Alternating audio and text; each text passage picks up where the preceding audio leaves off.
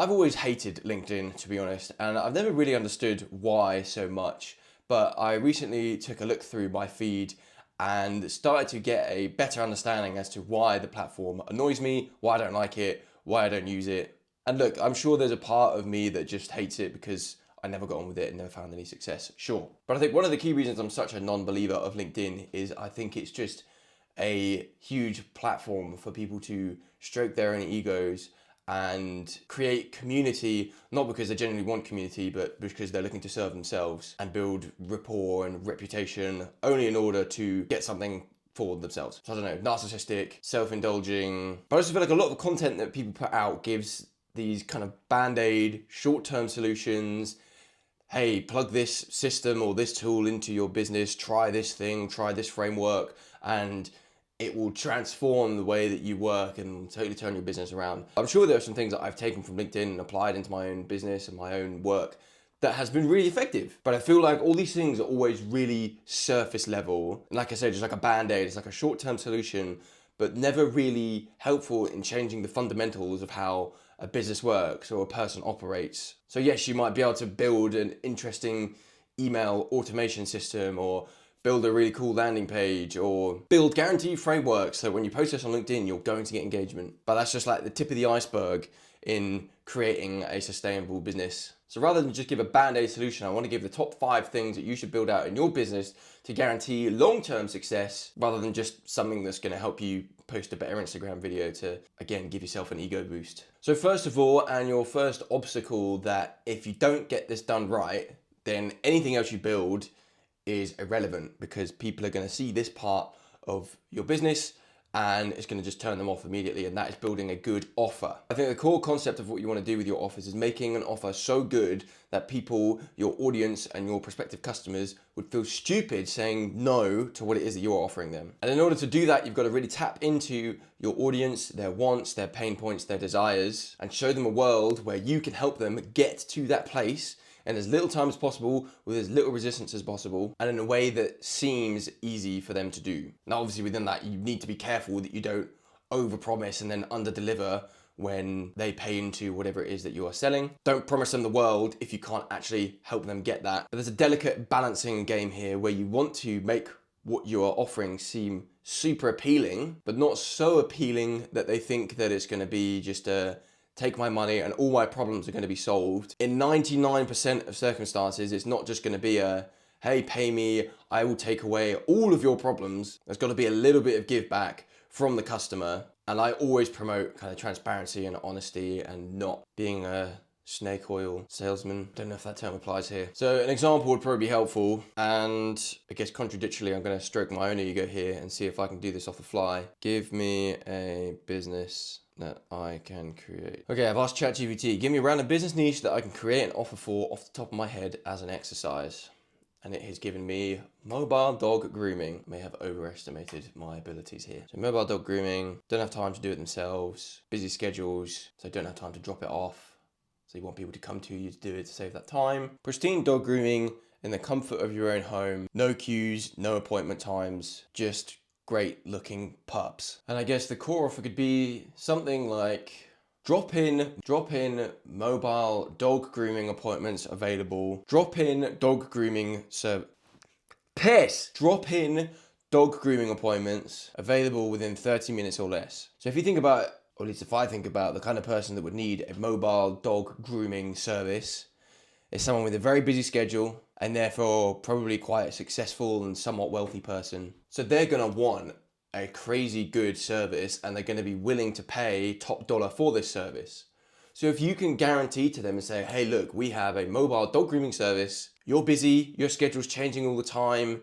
You've got this meeting that's booked in tomorrow that's now been moved forward 3 hours. So our service will offer you mobile dog grooming appointments that you can book now and will be with you within 30 minutes. I don't know, in my head that sounds fantastic.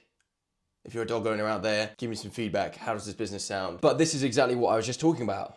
As an offer, that sounds phenomenal. 30 minutes or less, fantastic. But you gotta make sure you can deliver on that. If you find yourself in repeat scenarios where you're saying that, and then actually it's taking you 45 minutes, an hour to get to an appointment, or you say, sorry, we're fully booked up. You build a core offer like that, you've gotta be able to fulfill that offer and scale that offer and continue to build systems and processes that allow you to fulfill that offer even as you grow. Which again, not understanding the dog grooming industry very much, but I feel like if you can offer something like that, you're going to scale, you're going to grow, demand is going to increase. So can you supply that demand whilst continuing to fulfill that offer? I think that was less than 10 minutes. Ego sustained. Okay, I kind of teased into the next thing that you need to build. And this is quite broad, but I will go as specific as I can. Again, not wanting to take up too much time on this point, but build good systems for your business. And when I talk about systems, I mean, what does a regular week look like for your business? How does a regular onboarding of a new customer or of a new member of staff look like for your business? Are the operations of your business a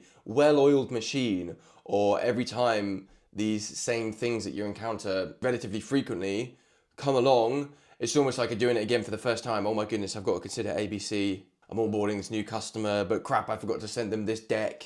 And oh man, I forgot from the last customer experience that we need actually to get this access from them. Systems for reviewing data around your marketing, your product, your customer service, your reviews. Do you have systems in place to be frequently looking over this stuff and making actionable steps for how you can use that data to improve whatever it is that you're doing? So build good systems. That means you take out the guesswork of the parts of your business that you are having to do frequently. Get more efficient at doing the regular motions of your business, and always be looking to work out how you can improve those systems. Again, getting better at what you do, getting more efficient at what you do, more time efficient in what you do specifically, I think. Because again, if you can win back more time for yourself, time, most would argue, is the most valuable asset. So if you can get more time by creating more robust systems in your business, that allows you to do more with your time, do more with your business. More time is always a good thing. So I suppose the exercise here would be, think about the regular actions that you're doing in your business. Think about it on a super broad perspective. So in a year, again, if you're bringing in new customers, what does that look like? What does that onboarding process look like for a customer? Or if you're selling products as opposed to services, how does that customer experience look from the point they buy something from you? What is your system of welcoming that customer into your ecosystem and ensuring they get the best experience possible? But then again, looking at it at a macro perspective as well, and thinking, okay, what are the things I'm doing week by week? When do I check and respond to my emails? Am I doing it kind of scattered across the week and actually taking up loads of time? Could I compact that and do it in 1 hour every week? I'm not saying you do that. It might be that actually you do need to respond to emails as urgently as possible. And so doing it on kind of a reactive basis might be important, because you need to make sure that people get responses from you straight away. But the other side of the coin of that is, if you do that, that could disrupt the other parts of your business. That means you don't have such an efficient flow. That means that your tasks are taking longer because you keep on getting sidetracked by X, Y, and Z. It's completely case by case, but you've got to review this for yourself. One exercise I heard someone speak about recently, I can't actually remember who, but it was to take a note literally every, I think it was like 15 minutes of what you've done in the last 15 minutes. Do that for a week and look at, what does my working week look like? See how much fluff you can cut out. And I guess on this topic of systems, look at some of the things that are kind of scattered across your week and think, can I compact that into one block within a week? So I can know, okay, I've done that. Now I can concentrate on the rest of my week. I can concentrate on this other thing that I've scattered across the week. I can block it here instead. Create good systems, and systems that you can teach to new people as well, staff, new clients. It should be relatively like plug and play, if that makes sense. So another third thing that is important to build, and again, kind of teased it in the last one I spoke about just there, and that is building a good product. So this might seem kind of obvious, but again, it's something that requires constant reviewing and renewing to make sure that the products that you are offering to people are still good. Make sure they align with the offer that you have put out to your customers, that you are delivering what you have promised, and working out if there are any small tweaks or changes you can make to make your product even better. So when we were talking about our offers earlier, I was talking about don't overpromise and underdeliver. In fact, I would argue you should do the opposite. Underpromise and overdeliver. If you can say to your customers, this is what you're going to get from this, and they get that and then some, that's only going to be good. Only going to be good for your customer retention, your lifetime value, the amount of people that they refer to your business, the amount of good reviews and testimonies you can get and plaster all over your website and social media. I would say always, as best you can, wherever you can, underpromise and overdeliver. Now again, same as with the offers, you need to create a good balance. You don't want your offer to be so under promised, that actually people look at your offer and think, well, that's useless, I don't really need that. You still need it to sound appealing, like, oh my goodness, I need this in my life, this is going to be life-changing. But give them that, and then some. You need your crisp? Do you want to come get your crisp? Yeah. Got it. What you got on your jumper? The microphone. You say, hello. So, I think one key thing to consider here, particularly if you are a smaller business as well, and why I phrased it so strangely in building a key products, is that a mistake you can make as a smaller business or as a smaller team is to try and offer too many products, and you're offering multiple products, yes, but they're all multiple mediocre products. So I'd say if you're in this position where you're offering multiple products, take a look and seriously consider, are the products I'm offering good? Are the offers that kind of come along with those products good? I would suspect that 9 times out of 10, probably not. They probably are mediocre products. Get really good at one product. Really narrow down on creating a killer one product. You know, maybe it's your most popular product or the product that you feel you can deliver the best results on. Seriously dial down on that. Seriously make it the best product that you can, offering a really good offer, delivering a really good product or service, and then some. And sure, once you got that and the systems that go along with it and the automations that kind of help that self-fulfill itself, then you can concentrate on the next product and doing that system all over again. So, once again, teasing you with part number 4, it is important to build good automation. Now, this is one of my favorite things, and I think in the current world of AI, automation has become an unforgotten and unappreciated piece of autonomous robotic technology. There is so much of your business that you can automate, so much of the manual grunt work, so much time you can win back for yourself by building good automations. I flipping love it. And there are so many very easy to use tools out there that can help you in automating your processes. Most business operations happen online now. And so taking out as much of the manual, take this and put it here and take this piece of data and insert it into this database and this customer information into this management system. Most things that you do in your business, I would argue you can automate to some degree. Tools like Zapier are really useful for this. I personally use Go High Level for a lot of my personal work and a lot of work that I do with other people. I'll leave a link to it in the video because I think it's a great tool. Again, particularly if you're a smaller business, as like an all-in-one system for customer management, websites, funnels, automations, contact forms, ad management. Sure, there are better tools out there, but for the price, probably not. So some examples of things you can automate. If you're doing anything to get contact details from customers, when you get those contact details, set up automations to send them a welcome message.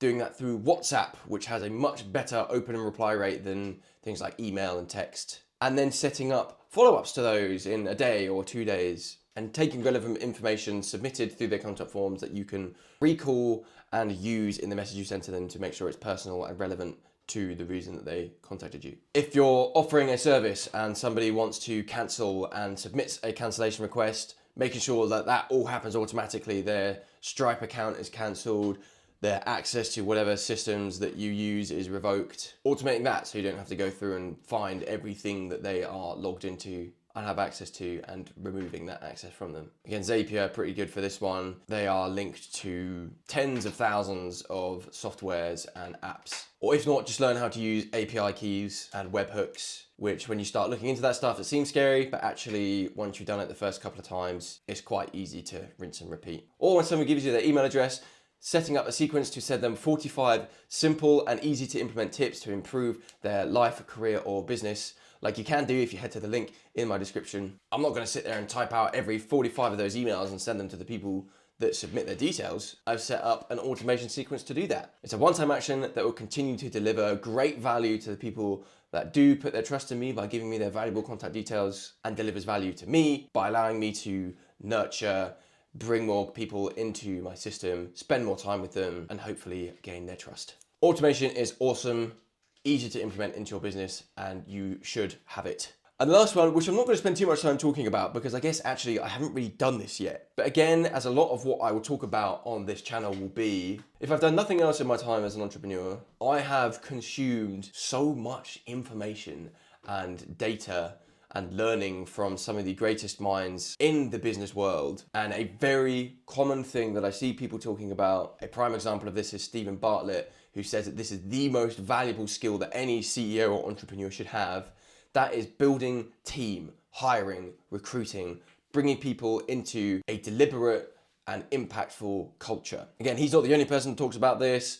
Steve Jobs, whoever the CEO is of Netflix, I remember hearing him talking about this, I think on Stephen Bartlett's podcast. Alex Hormozy, Snapchat CEO as well. The big heads always talk about finding and hiring A players. Is it A players? Like A players as opposed to B players or C players. Top dogs. People who are good at what they do, but people who support the culture that you are building in your business. Again, Stephen Bartlett, I think, says that most of his time as a entrepreneur is just devoted to finding people and hiring. He says he's the head of recruitment for his own company. He places so much importance on hiring and building good team. But yeah, he basically is at a point now where that is most of what he's doing with his time. So I don't have loads to say about that. What I would say at the time of recording this video, I think like yesterday, Stephen Bartlett released a video on this on his Behind the Diary YouTube channel, which if you're a fan of Stephen Bartlett, if you're a fan of the Diary of a CEO podcast, if you're an entrepreneur or wanting to be an entrepreneur, find his Behind the Diary YouTube channel. So valuable. Now, as I mentioned, I've consumed a lot of information and data and wisdom from very successful people, and telling you to go and watch someone else's content apparently is a really bad thing to do, because I need to spend more time with you and build trust with you by showing you my wisdom and my skills and my knowledge. And so the thing I'm supposed to do is tell you about a really cool video that I have created previously that you should watch that will bring you infinite wisdom. So that's going to be on the screen somewhere. Do go and watch that. I don't know what video it's going to be. I'm going to leave YouTube to suggest that to you because it's automations and algorithms are better than my mind. Whatever is there, you will gain value from. Do check it out.